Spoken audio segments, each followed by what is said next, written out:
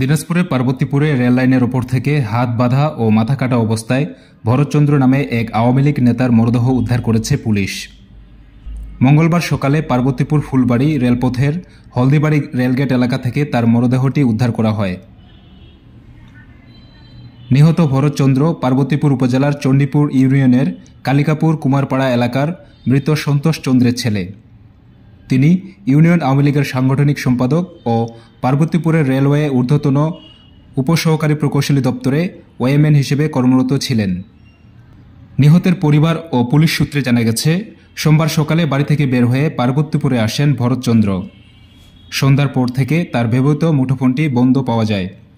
মঙ্গলবার সকালে পার্বতীপুর ফুলবাড়ি রেলপথের হলদিবাড়ি রেলগেট এলাকায় তার মরদেহটি দেখতে পেলে পুলিশে খবর দেন স্থানীয়রা।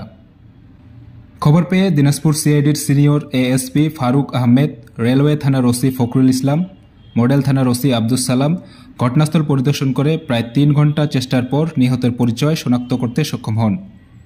দুর্বৃত্তরা তাকে মেরে রেললাইনের ওপর ফেলে যাওয়ার মাথা বিচ্ছিন্ন হয়েছে বলে প্রাথমিকভাবে ধারণা করছে পুলিশ।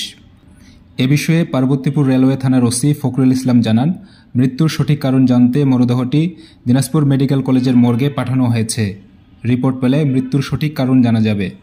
এ ঘটনায় জড়িতদের আইনের আওতায় নিয়ে আসতে পুলিশের বিভিন্ন ইউনিট কাজ করছে বলেও জানান তিনি।